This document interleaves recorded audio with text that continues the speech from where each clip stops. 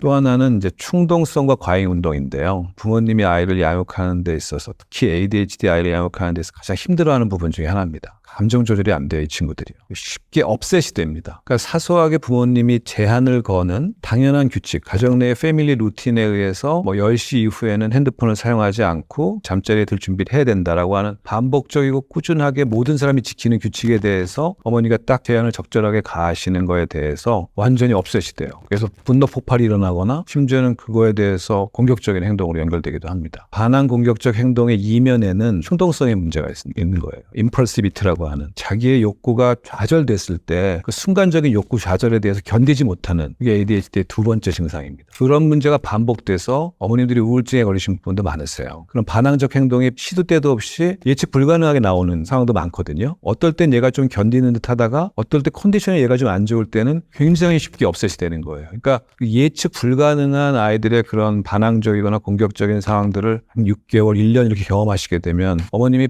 굉장히 무력감에 빠지고 얘가 ADHD라는 거를 연상하시기보다는 거꾸로 어떻게 연상하시냐면 내가 엄마로서 결핍돼 있나 보다 생각을 하세요. 도대체 얘한테 사랑을 왜 이렇게 못 줬을까? 본인 탓을 엄청나게 많이 하시고 우리나라 어머니들 특징인데 그러니까 어머님들께서 굉장히 우울한 감정 때문에 더 의욕과 동기와 에너지가 떨어지시니까 더 쉽게 엄마도 업셋이 돼요. 애가 보이는 그런 분노 조절이 딱 나타났을 때 엄마도 사실 공격적인 행동을 합니다. 아이한테 이제 그렇게 되면은. 그럼 그게 이제 계속해서 악화 사이클을 그리면서 어머님 자신의 우울감을 해결하지 못하시다 보니까 아이에 대해서 굉장히 더 부정적으로 평가를 하시게 되고 그게 또 아이한테 전달되면 아이는 엄마가 날 어떻게 느끼는지를 금방 깨우치거든요. 같이 생활하면서. 그럴 때 이제 아이가 행동이 더 나빠질 수도 있죠. 그럴 경우에는 당연히 이제 치료적인 전문가의 도움이 필요한 경우라고 볼 수 있겠죠. 어떻게 보면 주의력 결핍 문제를 중심으로 해서 오는 친구들은 그래도 부모님들도 아이도 치료적인 도움에 대한 동기부여가 굉장히 강해서 오는 경우가 많은데 이 충동성을 중심으로 하거나 과잉행동 문제가 심각해서 오는 친구들은 반항 문제와 관련된 이슈 때문에 아이가 치료에 참여하지 않으려고 오는 경우도 굉장히 많습니다. 정신과 의사는 그거의 대리인이라고 생각하는 거죠. 내 편이 아니라 이제 엄마의 편이다 이렇게 생각하니까요.